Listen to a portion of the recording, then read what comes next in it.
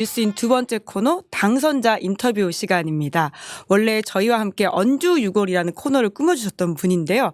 오늘은 당선자로서 인터뷰하는 시간 내주셨습니다. 언주유골 아니군요. 네, 이현주 의원님 안녕하세요. 네, 안녕하세요. 네, 우선 축하드립니다. 네. 네, 고생 많으셨죠? 아, 네네. 네. 그래도 뭐 결과가 좋아서 네, 괜찮습니다. 그러시게요. 굉장히 또 축하도 많이 받으시고 네, 네. 앞으로 22대 국회에서 이런 거 했으면 좋겠다라고 하는 사람들의 바람도 많이 들으셨던 것 같은데 예, 그쵸. 어떤 이야기 가장 많이 들으셨나요? 뭐 일단 제 가깝게는 이제 좀 이번에는 좀 제대로 할 건 좀 해라 이런 거. 그래서 특검 중에서 특히 최상병 특검 얘기 많이 들었고요. 시민들 분께서 그걸 통과시켜야 된다. 네, 그거 정도는 해야 되지 않냐? 뭐 이런 거. 네. 그다음에 김건희 특검도 뭐 얘기 많이 하는 것 같고요. 여러 가지 그 이체 악명주 있지 않습니까? 네. 그 정도는 해야 된다.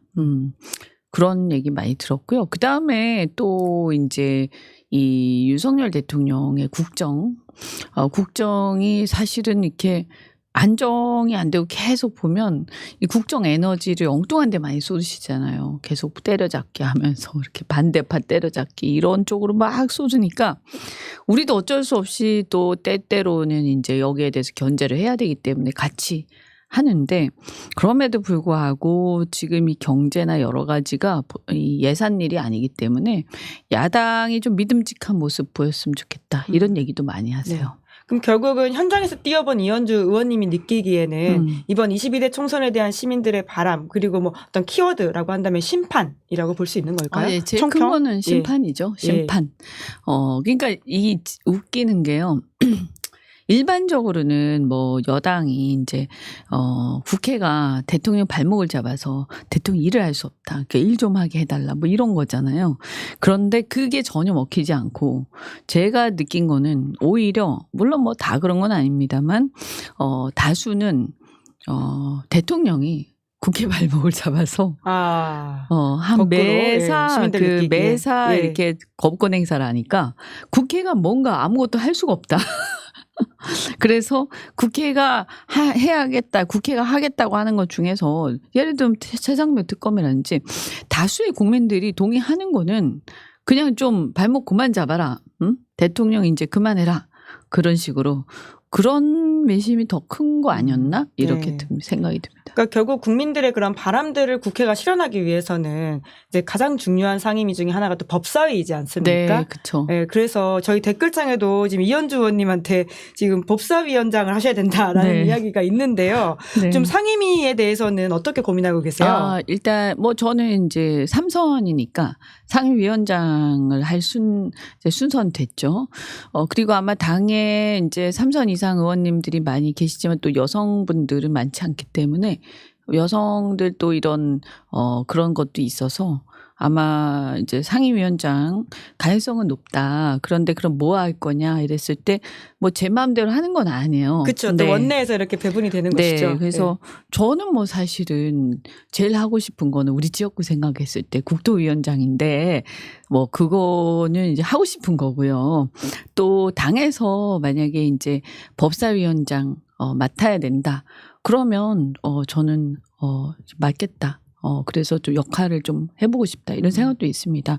근데 이제 한 가지 관건은 법사위가, 민주당 법사위원장이 민주당으로. 야당 몫으로 오느냐라는 부분이 있죠. 그게 이제 관건인데, 저는 원칙대로 돌아가야 된다라고 보죠.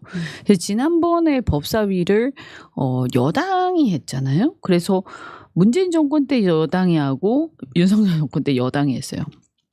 그러다 보니까 법사위가 어떤 마지막 관문인데 국회에서 그런데 희한하게도 이 국회는 사실 정부를 견제를 해야 되는데 국회의 마지막 관문이 법사위가 계속 여당에 있으니까 이 법사위로 인해서 국회의 견제 기능이 굉장히 약해지는 거죠. 그래서 무기력해진다는 걸 느끼거든요. 그래서 이것은 사실은 어느 누구 편을 떠나서요. 이건 야당이 하는 것으로 저는 원래 관례가 있었단 말이에요. 그래서 그걸 지난 국회에서 바꿨던 건데 다시 원상복귀해서 야당이 하는 것으로 그래서 국회의 견제 기능을 제대로 살릴 수 있도록 그 원상복귀하는 게 옳다라고 생각합니다. 국민의힘도 벼르고 있는 것 같더라고요. 김기현 의원 같은 분은 벌써부터 이제 메시지를 이제 본인들이 그러니까 여당이 이제 법사위원장 가져와야 된다 이런 취지의 이야기를 하는데 아무래도 이제 새롭게 5월 3일에 뽑히는 원내대표 역할이 굉장히 좀 커질 수밖에 없겠다라는 생각은 드네요. 네, 근데 저는 국민의힘이요. 그 김기현 원내대표가 김기현 대표, 네, 전 아니, 대표죠. 전 원내대표, 네. 전 대표죠. 전 대표. 원내대표로 기억하고 원내대표도 있네. 했었고 이제 그다음 네. 마지막은 전 대표였죠. 김기현 대표가 좀 이렇게 입이 10개라도 할 말이 없지 않을까 이런 생각이 들고 지금 국민의힘이 국회에서 자기들이 무슨 역할을 막 하겠다. 이렇게 할 타이밍은 아니지 않느냐. 물론 우리도 겸손해야 되지만 이번 민심 총선에서 드러난 민심의 핵심이 뭐냐면 국회가 정부를 좀 제대로 견제해달라는 거잖아요. 그래서 그 국회 견제 기능을 원상복귀시키고 살리는 쪽으로 이 협상이 이루어지는 게 당연하지 않겠어요. 그러면 예를 들어서 총선 민심을 존중하겠다라고 말은 해놓고 원구성에서부터 전혀 그렇지 않게 국회를 무력화시키는 쪽으로 간다면 저는 정말 심각하다라고 보죠. 국민의힘이. 총선에서 드러난 민심을 대통령만이 아니라 국민의힘도 못 읽고 있는 것으로 그럼 보인다. 그렇죠. 예, 이런 말씀이시네요. 그렇죠. 예. 그리고 이제 원내대표 같은 경우에도 이제 선거가 있는데 좀 이렇게 아무래도 당선자이시니까 이렇게 선거에 뛰려고 하는 후보자들이 의원님한테도 연락이 오지 않습니까? 아직까지는 그리고 지금 제가 생각할 때 아마 원내대표 선거 좀 싱겁게 끝나지 않을까. 아, 그래요? 누가 가장 우세하다고 보세요? 저는 지금 분위기는 말이죠. 어쨌든 총선에서 공천의 혁신에 일단 결과적으로 성공한 것으로 보이지 않습니까? 그리고 총선 승리가 있었고요. 앞으로 잘해야 된다는 과제가 남긴 했습니다만 일단 이재명 대표가 이제 말하자면 그 성과를 낸 상황이 됐기 때문에 현재로서는 이재명 대표의 리더십에 대해서 뭐라고 할 수 있는 게 전혀 없죠. 그래서 그분이 그냥 그러면 이겼으니까 이재명 대표가 이게 밀고 한번 나가봐라. 소신껏. 이런 분위기가 좀 형성이 돼 있어요. 아마 국민들도 그런 것 같고요. 그래서 원내대표도 결국에는 이재명 대표하고의 어떤 호흡? 이런 게 중요하게 작용하지 않을까. 그래서 이런 것들을 근데 지금 현재는 이제 총선 직후니까 일단 저는 그렇게 갈 거라고 보고요. 대표도 8월 달에 대표 선거도 그렇고 원내대표도 그렇고 이재명 대표 리더십 위주로 갈 것이다. 다만 그 이후에 이제 시간이 이제 지나가면서 그 성과에 대해서 평가를 할 겁니다. 국민들이. 그래서 한편 리스크도 있기 때문에 상당히 이제 잘해야 된다. 예, 대선이라는 걸 염두에 둔다면. 네네. 예. 여당이다 보니까 국회의장 이야기도 굉장히 많이 나오던데요, 벌써부터. 그럼 뭐 당연히 국회의장은 국회의 대표잖아요. 그럼 다수결 원칙에 의해서 다수결로 뽑는 거죠, 국회의장. 네. 다수결은 우선 열어놓고 봐야 된다. 그러니까 소수당이 국회의장 뭐 어쩌고저쩌고 할 수는 없는 거 아니에요? 네네네. 그럼요. 민주당 안에서 근데 이제 주자들이 꽤 많으신 것 같더라고요. 그렇죠. 그것도 저는 어쨌든 간에 현재 분위기로 보면 여러 사람들이 나와 있지만 일단은 총선 때 이제 이 어떤 민의에 의한 맨데이트 위임을 받은 상황이기 때문에 큰 틀에서 그 분위기로 갈 것 같다. 예. 누구라고는 제가 말씀드릴 수 없고 저도 비밀 투표기 때문에. 근데 어쨌든 이재명 대표하고의 호흡 이런 게 되게 중요할 것 같다. 예. 관전 포인트를 짚어주신 것으로 알고요. 네. 예, 그러면 이제 본격적으로 여당 그리고 정부 이야기를 안 할 수 없을 것 같은데 워낙 이 뉴스가 큽니다. 이제 박영선 전 장관 그리고 양정철 전 원장을 기용한다라고 하는 보도가 어제 나와서 정치권이 발칵 뒤집어지지 않았습니까? 오늘은 심지어 이제 조중동이라고 하는 보수 언론이 대표적으로 사설에 일제히 비선 의혹까지 제기하고 있어요. 이런 일 왜 벌어졌다라고 보세요? 그러니까 저는 이 문제라고 보죠. 이게 그 대통령실이 아니라고 했잖아요. 그러니까 이런 걸 흘린다. 누가 함부로 이런 걸 흘리냐. 자기가 어떤 권한이 없으면서. 그러니까 비선 의혹이 나오는 거 아닙니까? 그래서 저는 이런 얘기를 흘리는 것 자체가 비선 의혹이 제기될 수 있는 굉장히 심각한 소통이나 의사결정 과정에 문제가 있는 것이고요. 그다음에 두 번째는 내용을 가지고 본다면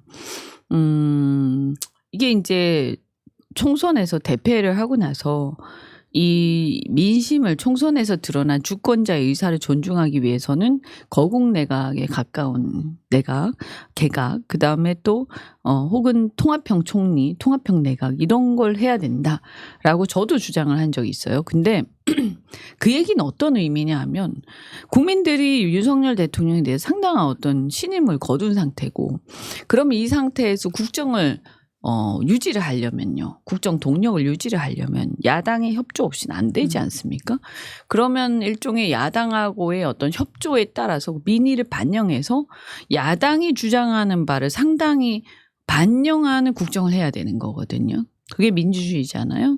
그래서 그렇다면 이것을 어떻게 하는 게 야당이 주장하는 바나 이런 민의 야당의 힘을 좀 실어준 민의가 잘 반영되는 것이냐라고 했을 때 그냥 야당 출신들 몇 명을 끌어다가 스카우트해서 하는 게 중요한 게 아니고요. 이 야당의 대표성을 가지고 그 지지 기반의 동의를 받고 가야 되는 거잖아요. 함께 동의하면서. 그러려면 야당 대표하고 우선 먼저 영수회담부터 해야 되는 거죠. 순서가 잘못됐다. 그래서 예. 영수회담을 하면서 나는 이만저만해서 이번 총선에 드러난 민의를 존중해서 야당과 같이 가겠다 손잡고 그러면 예를 들어서 야당의 대표께서 이런 문제들에 대해서 우리는 야당하고 특히 이런 분야에 대해서는 협력을 하고 싶은데 이 분야에 대해서 사람을 좀 추천해 줄 수 있겠느냐. 그래서 야당의 의사나 야당의 방향성을 충분히 존중해서 같이 가겠다. 이렇게 얘기를 해서 추천을 야당 대표한테 받아야 되는 거죠. 추천을. 네. 네, 그렇게 해서 야당의 대표와 야당의 지도부와 야당의 당원들, 의원들, 당선인들과 야당의 지지층이 다 동의되는 상태에서 그 대표성을 가진 사람들이 그 같이 함께 통합적 내각을 이루었을 때 그게 진정한 거국 내각이지. 거국 내각이란 뜻이 그거잖아요. 그렇죠. 예. 그런데 그게 아니고 그냥 야당 출신인 누군가를 자신의 어떤 편의대로 임명한다고 해서 그게 거국 내각이 되는 건 아니죠. 만약에 박영선 전 장관이 총리를 수락하게 된다면 야당 입장에서는 인준 투표권을 가지고 있잖아요. 이현주 의원님은 이제 투표하게 될 가능성, 만약 22대에서 청문회하게 된다면 그럴 텐데 어떻게 대응하실 것 같으세요? 저는 뭐 그런 문제들은 개인적인 아까 말씀드린 것처럼 총리 인준 투표는 내 개인이 누구를 친하고 누구를 좋아하고 이렇게 할 사안은 아니라고 보고요.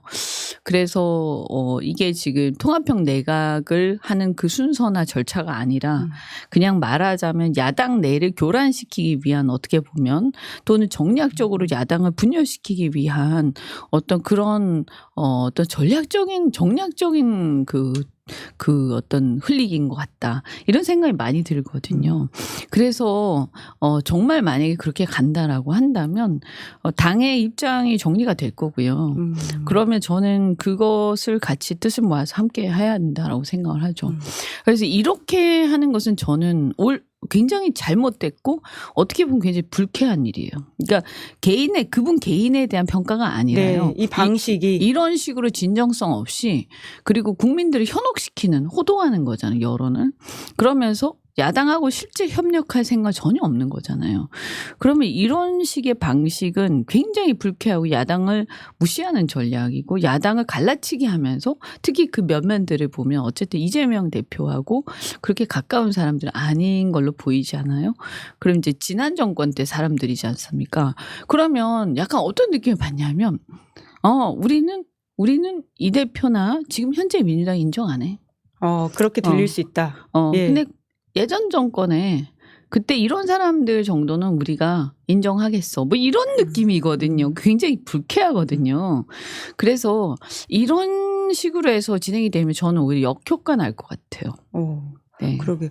예, 게다가 이게 아까 전달됐던 방식에 대한 문제도 지적을 하셨는데 이 비선 의혹에 대해서 네. 심지어 천하람 당선자는 이제 오늘 라디오 인터뷰에서 이제 김건희 여사 이름을 올렸거든요. 이 비선 의혹에 김건희 라인이 있는 게 아니냐라는 취지의 지적인데 뭐 그렇게 생각할 수도 있죠. 네. 의원님이 얼마든지. 보시기에도 그렇게 생각할 만한 몇 가지 근거들이 이제까지 쌓여왔던 게 많다 이렇게 보시는 거죠? 그런 정황들이 있죠.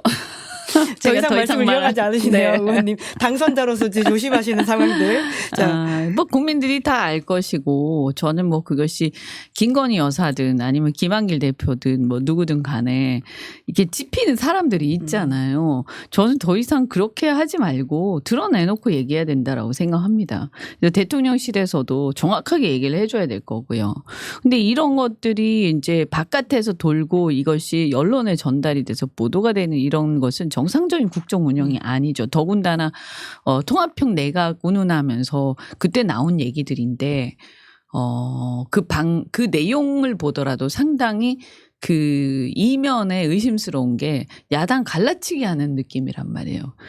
저는 총선 때도 그런 식의 느낌을 많이 받았거든요. 그때도요? 어떤 걸 보고 그렇게 느끼셨어요? 그러니까 예를 들어서 우리가 민주당 공천 과정에서도 특히 보수 언론들을 중심으로 해서 괜히 이제 이 실제보다 훨씬 더 과장되게 친명, 비명 뭐 또는 친명 뭐 이런 어떤 갈라치기식의 그런 보도가 굉장히 많았고 그것이 공천에서 어떤 갈등의 요인인 양 그렇게 막 했단 말이에요.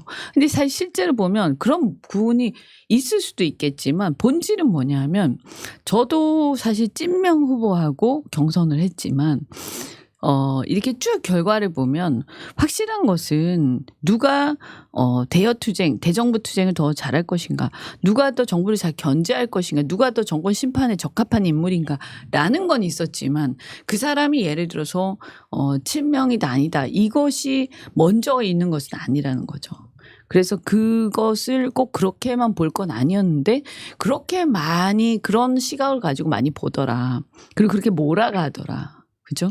예, 그래서 저는 그것이 이제 그 국민의힘 쪽에 민주당 갈라치기 전략이다 이렇게 보죠. 여튼 이제 인적 쇄신을 해야 되는 상황인 건데 지금 이제 소위 말해서 이제 박영선, 양정철 카드가 잘 되지 않는다면 이제 다른 카드로서 인적 쇄신을 해야 되는 상황이긴 하잖아요. 네. 이제 그러다 보니까 홍준표 시장 같은 경우에는 윤석열 대통령 만나가지고는 장제원 비서실장 그리고는 이제 김한길 국무총리를 추천했다 이런 보도가 나오던데요. 물론 윤석열 대통령은 그러니까? 홍준표 시장을 또 총리로 제안했다 이런 보도가 있더라고요. 어떻게 보세요? 실제는 그분들 직접 얘기한 적 없잖아요. 네, 근데 최근에 만났대요. 16일에. 그러니까 만났지만 예. 그분들이 내가 누굴 추천했다 이렇게 말씀하신 거 아니잖아요. 나온 보도들은 그렇더라고요. 그렇죠. 예. 예. 과연 그럴까요? 좀 저도 잘 이해가 안 되는데. 예. 네. 근데 홍준표 시장이 요새 굉장히 적극적으로 메시지를 내시면서 대통령과도 좀 거리가 가까워진 것 같다는 느낌은 들거든요. 한때 또 같이 일을 하셨었는데 홍 시장님의 메시지는 어떻게 그럼 읽어야 될까요? 아니 일단은 차기를 노리시잖아요. 그러니까 한동훈이라는 이제 유력한 차기 주자가 이번 총선을 통해서 사실은 밀려난 상황이고 윤석열 대통령의 신임도 상당히 떨어져 있는 상태 아닙니까?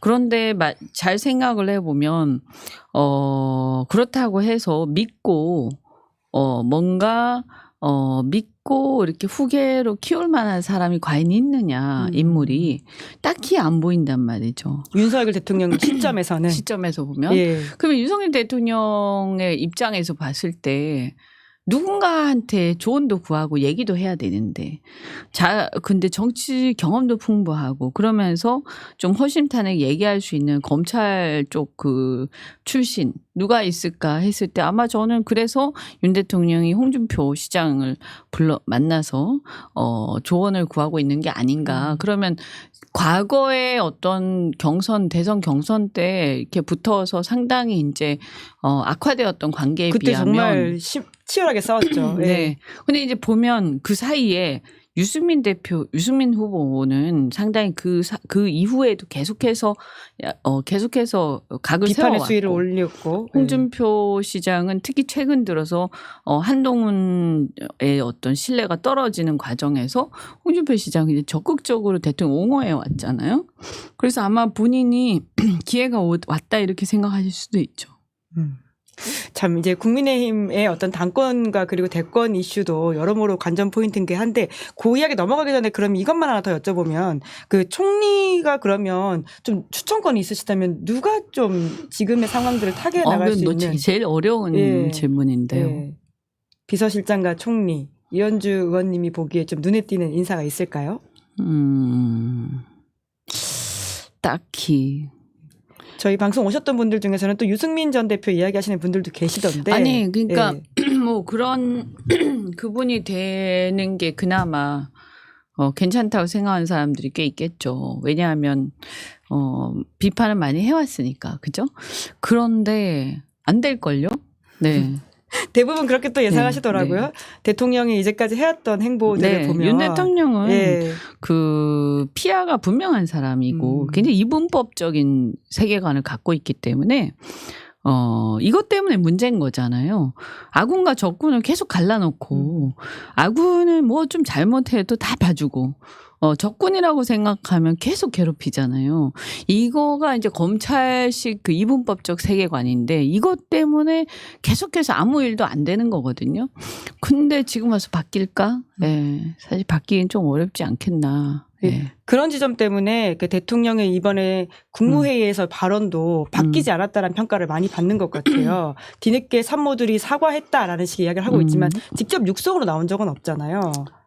그렇죠. 아니 만약에 사과할 것 같으면 국무회의 할 때 했겠죠. 네. 그리고 만약에 나중에 차 깜빡했어라고 되더라도 얼마든지 할 기회가 있죠. 뭐 그냥 그 다음 날 해도 되고 기자들하고 만나서 자연스럽게 백프라면 하는 식으로 해도 되는 건데 굳이 그것을 대통령이 직접 하지 않고 했다 하더라.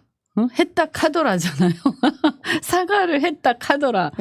이게 사과인지 모르겠는데 그럴 수가 없고 또 사과라는 것은 사과의 대상 앞에서 해야 되는 것이지 사실 국무회의를 통한 간접 사과도 사실 말이 안 되는 거거든요. 비공개로 사과를 했다는 거잖아요. 네. 네. 근데 안 보이는 데서 사과했다 카더라잖아요. 그게 무슨 사과입니까? 그 사과가 아니지. 너는 그 사과를 듣지 못했지만 국민들 앞에 하는 거잖아요. 국민 여러분은 사과를 듣지 못했지만 사과했다고 하잖아요. 그 얘기거든요. 그래서 그걸 누가 사과라고 이게 역시 변하지 않았다. 그리고 또 하나가 뭐냐면 검찰적 사고방식 중에 하나 전형적인 사고방식인데 자신의 실패를 절대 인정하지 않는다. 이 선거 결과를 바꿔도 실패라고 생각하지 않을까요? 자신의 오류나 자신의 실패를 절대 인정하지 않는다. 근데 우리가요 세상 살면서 민간인이든 공직자든 어떤 분야의 세상에 자기가 결과가 안 좋은데도 불구하고 나는 열심히 했어 라고 얘기를 강변하면 그것이 마치 실패가 아니라 실패가 아니고 또 실패를 했다 하더라도 사과할 필요가 없다는 식으로 해석될 수 있나? 그러니까 이게 우리가요 아무리 열심히 해도요 결과가 안 좋고 결과가 실패잖아요. 그럼 실패한 거거든요. 난 열심히 했지만 실패한 거거든요. 그러면 미안합니다, 죄송합니다라고 얘기를 하지. 결과가 실패인데 난 열심히 했어라고 하면서 그러니까 난 잘했어라고 할 수 있는 분야가 있습니까? 없거든요. 근데 유일하게 있으면 검찰이에요. 이것도 결국 검사식 사고방식과 행태다. 그러니까 이게 그렇죠. 그리고 검사의 메커니즘, 검찰 조직의 업무 메커니즘에 문제가 있는 거예요. 그렇다면. 기소했으면 됐다 이건가요? 무죄가 나와도 내 기소는 옳았다. 그러니까 그게 문제인 거예요. 생각을 해보세요. 우리 사회에 지금 어느 직종이 결과가 실패인데 문책당하지 않는 경우가 있습니까? 사과하지 않는 경우 없거든요. 근데 생각을 해보면 검찰은 기소를 했는데 그것이 무죄가 나와도 문책을 안 당하죠. 그죠? 그 유일한 분야인 거예요. 그래서 이렇게 불공정한 영역이 없어요. 내가 어떤 일을 했으면 아무리 열심히 했어도 결과가 실패로 끝났으면 거기에 대한 어떤 평가가 있는 거예요. 근데 실패로 끝나도 내가 그냥 스스로 열심히 했다고 우기면 그게 그냥 실패한 게 아닌 것처럼 되는 그런 분야는 저는 그래서 검찰 개혁해야 될 과제 중에 하나가 그런 것이다. 자기의 수사 결과에 대해 책임을 물어야 된다. 네. 아니 그런데 이러한 선거 결과를 바꿔도 대통령이 바뀌지 않고 자신의 국정 방향이 틀렸다라고 리뷰하지 않으면 그럼 이제 시민들은 어떻게 해야 되는 건가요? 그러니까 그럼 변화가 없는 거잖아요. 네. 그 투표하고도 효능감을 느끼지 못하는 시민들로서는 굉장히 답답할 것 같다라는 생각이 들거든요. 이번 총선이 저는 네. 마지막 경고라고 보거든요. 윤 대통령에 대한. 그래서 그냥 여론조사에서 여론이 나쁘다 이게 아니라 국민들이 직접 나가서 헌법적 행위를 한 거거든요. 그래서 주권자로서 주권을 행사를 한 거예요. 헌법적 행위를. 그래서 매우 무겁게 행위를 다 하면서 마지막 경고 카드를 날린 건데 근데 이걸 무시당한다. 그럼 어떻게 될까요? 결과가 매우 심각할 것이다라고 봅니다. 저는 뭐 야당이 뭐 대통령 어떻게 하겠다 이런 얘기를 할 필요도 없고요.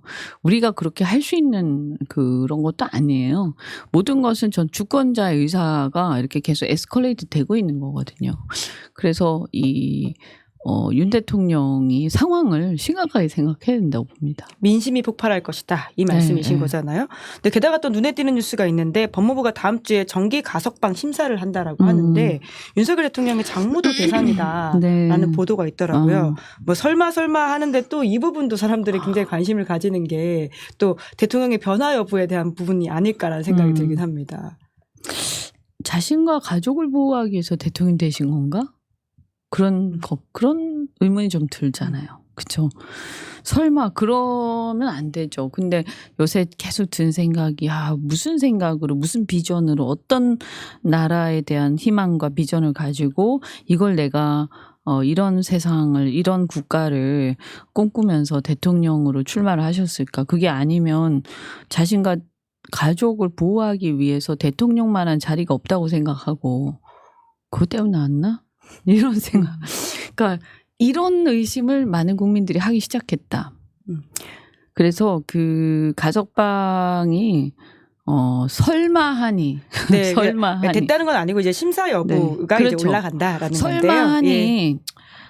가석방 조건이 다 돼서 가석방 된다고 해도 지금 이 시점에서는 결재를 하면 안 되시겠죠. 네, 바보가 아닌 이상. 네.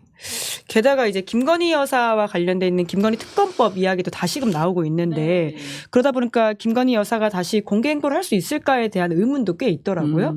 그 의원님 보시기엔 어떻습니까? 어렵지 않을까요? 못 나올 거라고 보세요. 당분간은 예. 어렵겠죠. 근데 또 해외 순방 일정이 있거나 하면 또 부부가 동반으로 나가서 해야 되는 일정도 있긴 하잖아요.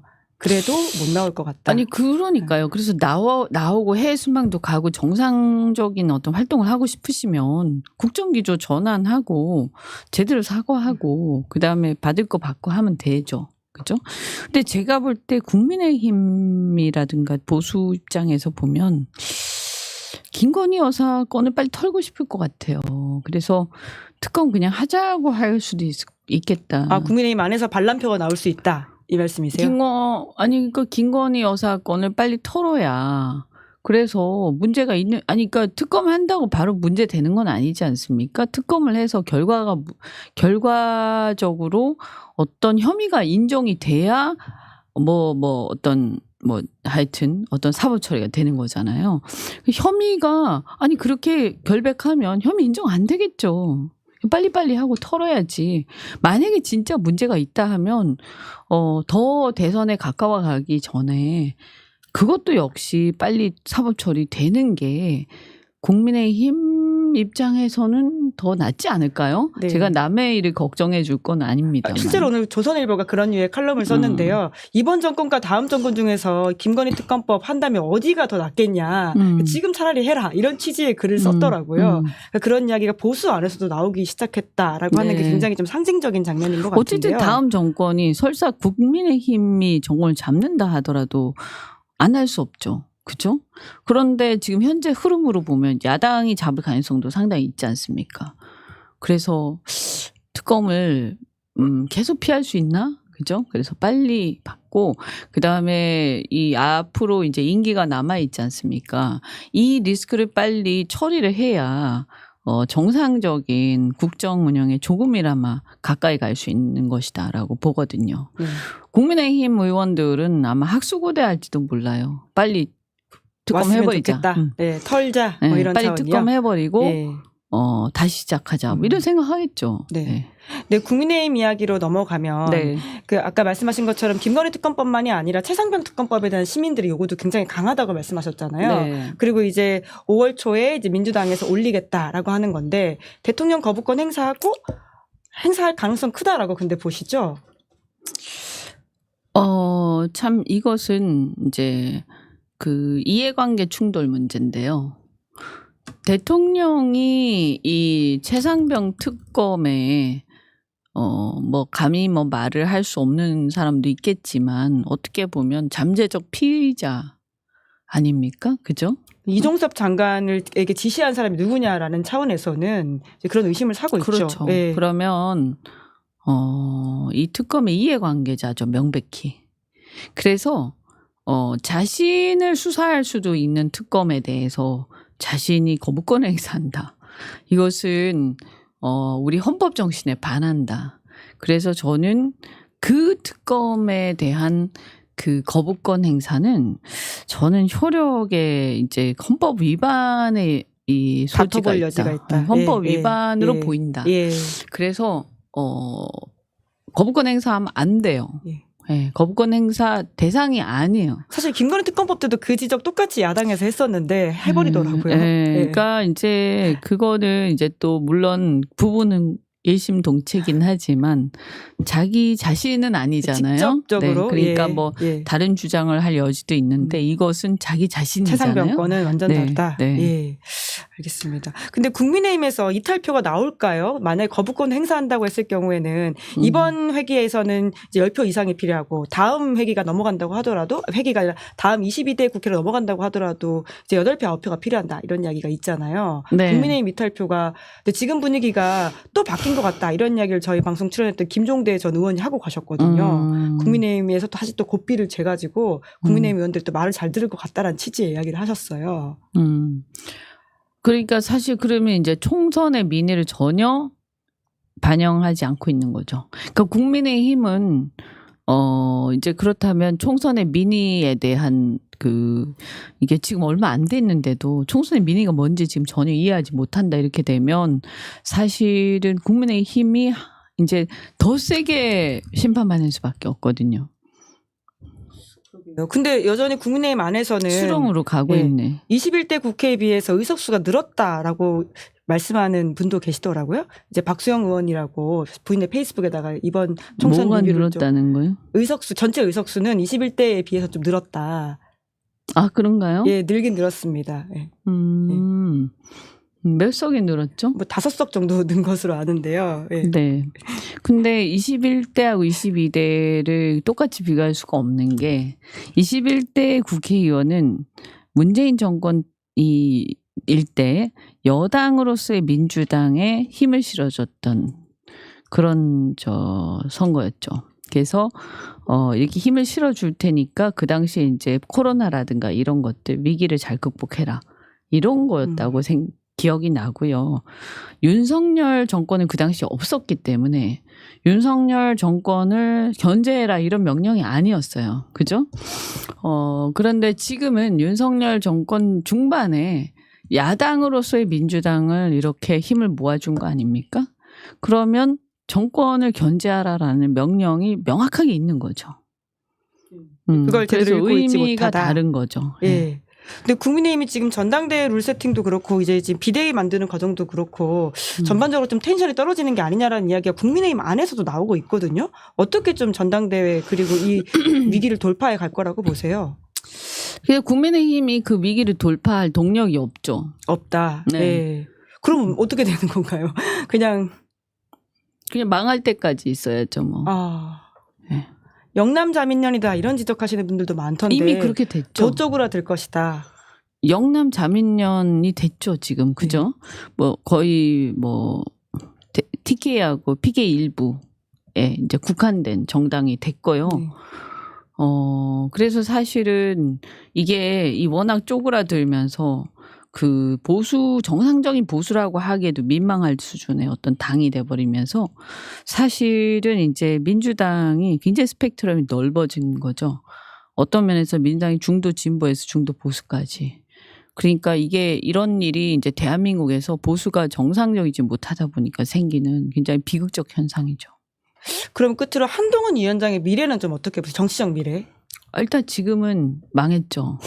다시 근데 살아날 네. 가능성이 있다고 보세요? 아니면 본인은 다시 도전할 거라고 보세요?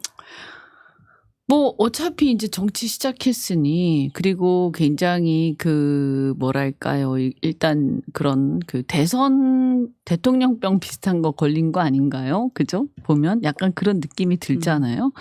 그래서 그만두기 힘들 것이다. 그래서 다시 나타날 텐데.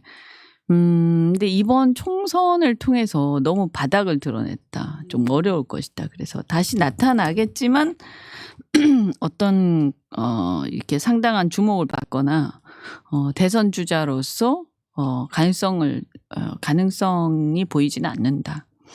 이번에 굉장히 사실은 바닥을 드러냈는데 저는 두 가지 문제가 있었다. 집권 여당이 권력을 가지고도 야당을 계속 씹는 선거를 했단 말이죠. 그죠? 아니 자기네들이 그 엄청난 권력을 갖고 있으면서 왜 상대를 계속 깎아내리고 비방하는 선거를 하느냐. 여당의 선거는요. 권력을 가지고 비전을 제시하는 데 있는 거거든요. 아젠다와 비전을. 근데 그런 건 전혀 보지를 못했어요. 그래서 여당으로서의 선거를 치른 게 아니라 마치 야당 같은 선거를 치렀는데 그런데 사실 실질은 자기들이 여당이잖아요. 그러니까 이런 부분에 있어서 자신들의 이 뭔가 마음이 따로 노는 그 약간 좀 분열적인 상태였어요. 정치를 이해하지 못해서 그런 게 아닌가 하는 생각이 잠시 들고 그다음에 또 하나의 문제는 이분이 너무 막판에 조급해지면서 이렇게 굉장히 교만해졌거든요. 말투라든가 이런 것들이. 그래서 계속 상대를 비방하고 이랬단 말이에요. 이재명 대표 특히. 그래서 이 보수적 성향을 가진 사람들한테도 이제 어필하기 힘들 정도로 좀 많이 망가졌어요. 예. 그래서 좀 힘들지 않을까. 그래서 이미지 자체가 처음에 나왔을 때는 어쨌든 뭔가 좀 신선하고 좀 참신하고 좀 스마트한 이미지가 있었는데 그 스마트한 이미지와 참신함을 살려서 이렇게 비전이라든가 미래지향적인 얘기들을 많이 하면서 상대 비방을 자제하고 갔었어야 되는데 그게 아니라 거꾸로 갔어요. 그래서 상당히 보수층 안에서도 사실 많이 실망이 좀 됐을 거예요. 말은 못해도. 네. 그럼 한동훈 위원장은 사실 본인은 노력하겠지만 쉽진 않을 것이다. 이렇게 내다보시는 거네요. 평가가 어느 정도 됐다고 봅니다. 네. 대선 주자로서. 그러니까 국가를 맡길 만한 동량은 아닌 것 같다. 이런 거. 그러니까 뭔가 이렇게 좀 무게감이 떨어진다. 네. 네. 참 이 선거를 겪고도 이게 여권에서 해야 될 리뷰들이 많은데 네. 이제 이현주 의원님의 말만 좀 열심히 들어도 좀 알 수 있는 게 있지 않을까라는 생각이 듭니다. 의원님 오늘 이렇게 저렇게 짚어볼 거 다 짚어봤는데 혹시 조금 못하신 말씀 있으시거나 하시면 예. 저는 이제 민주당의 이 어떤 부담도 굉장히 커졌다고 생각해요. 그러니까 야당으로서 굉장히 압도적인 의석을 몰아준 거 아니에요? 그러면 이게 이제 힘이 좀 실리는 점도 있지만 한편으로서는 이걸 다행이라 할지 불행이라 할지 만약에 국민의힘에서 계속 이렇게 야당의 발목을 잡고 국회의 발목을 잡아서 실질적으로 대통령 때문에 국정이 정상화되지 않는다. 여당 때문에 국정이 정상화되지 않는다라고 국민들이 느끼게 되면 그때는 이제 다시 한번 더 매섭게 심판하거나 아니면 국민들의 어떤 행동으로 가겠지만 그게 아니라 어느 정도 야당한테 힘이 실리고 그래서 야당한테 권한이 막강해진다라고 한다면 우리 주장대로 그랬을 때 그러면 이 국가의 어떤 국정과 관련해서 야당에도 상당한 책임이 주어지는 거거든요. 그래서 저는 그럴 때 더 긴장했다. 왜냐하면 그럴 때 교만해지거나 제대로 된 대한 수권 정당에서 대안을 못 내놓게 되면 굉장히 다음 선거 어려워진다. 그래서 저는 두 가지로 생각해요. 이 정의에 관한 것, 상식에 관한 것들은 국민들이 정권을 준 만큼 굉장히 매섭고 쉽고 날카롭게 그러나 절도 있게 한다. 그러나 이 국민들의 민생이라든가 경제라든가 현재 우리의 먹고 사는 문제와 관련해서는 좀 신중하게 접근하면서 야당이지만 향후에 어떤 집권해도 되겠다 싶을 정도의 어떤 안정감을 줘야 된다. 이 두 가지는 조금 분리해서 이 이슈에 따라서 정의에 관한 이슈냐 아니면 경제나 이런 좀 큰 어떤 정책적 이슈냐 아젠다냐에 따라서 우리가 이제 태도를 좀 달리할 필요가 있다고 생각합니다. 네. 신발끈 제대로 고쳐매고 야당 역할 제대로 해보겠다. 이런 이원주 의원님의 네, 또 일성이신 것 같은데 끝으로 방금 들어온 소식인데요. 이데일리의 보도에 따르면 김한길 총리 비서실장으로는 장제원 이렇게 내일 발표할 가능성이 크다라고 하네요. 어떻게 평가하십니까? 상상을 뛰어넘는다. 이현주 의원님이 상상을 뛰어넘는다면서 웃으셨습니다. 진짜. 네. 야, 아니 이게 있잖아요. 전혀 총선의 민심을 그냥 거꾸로 읽었네요. 그러니까 뭐냐면 장제원 의원은요. 사실 대통령 선거 경선 때부터 시작해서 인수위 그다음에 대통령 취임 초기 이 초반 상반기에 지금까지 2년에서 가장 큰 영향을 미친 어떻게 보면 그 그림을 그려온 사람 아닙니까? 그죠? 주도적인 역할을 한 사람이에요. 그런데 그 결과가 총선의 참패예요. 그러면 그 주도적 역할을 한 사람이 책임을 져야 하는 상황이에요. 근데 책임을 져야 할 사람을 문책을 하고 국민들의 이 분노와 어떤 국민들의 심판 정서를 읽어서 그 사람에 대해서 책임을 물어야 할 사람을 오히려 지금 국정의 핵심으로 비서실장으로 앉힌다. 이것은 아니긴 합니다. 그러니까 만약에 그렇게 한다면 저는 이것은 국민에 대한 선전포고라고 생각해요. 국민에 대한 선전포고다. 이 인사가 이루어진다면. 네, 그렇게 생각합니다. 그리고 그 김한길 그 위원장도 마찬가지예요. 이미 다 알고 있잖아요. 드러나진 않았지만 표면적으로 국민통합위원장 정도였지만 상당히 마코에서 많은 역할을 했다라고 다 알고 있지 않습니까? 그런데 그것이 심판받았단 말이에요. 그런데 그 책임이 굉장히 큰 비중을 차지했던 사람을 다시 총리로 한다? 야당의 동의를 얻기 어렵지 않을까요? 의원님이시라면 그렇게. 저는 동의가 좀 안 되는데요. 네. 아까 얘기한 것처럼 그 사람 그분 개인에 대한 평가가 아니고요. 모든 일은요, 우리가 공정을 상식 내세웠지 않습니까? 그러니까 공정의 기본은 뭐냐면 신상필벌이에요. 그러니까 내가 잘했으면 상을 주고 잘한 사람한테 상을 주고 잘못이 분명히 있는 사람한테 벌을 주는 거예요. 그러니까 분명히 잘못이 있고 그게 책임이 있는 사람들이잖아요. 책임을 물어야죠. 네. 상이라고 하면 좀 그렇지만 어쨌든 다시 권한을 맡겨서 그 사람들한테 하반기를 맡기겠다? 참 끔찍한데요. 네. 방송 끝내려고 하는데 2대1 이런 보도가 나와가지고 정말 막판에 또 이렇게 이야기를 나눠봤는데요. 네. 관련해가지고는 아까 이제 인주는 아마 이제 본인이라면 동의 안 하시겠다라고 했는데요. 또 민주당 안에서도 굉장히 많은 이야기가 나올 것 같다라는 생각이 들긴 합니다. 의원님 오늘 또 긴 이야기 잘 들었고요. 또 모시고 이야기 전국에 대한 이야기 나눠보도록 하겠습니다. 네, 수고 많으셨습니다. 고맙습니다.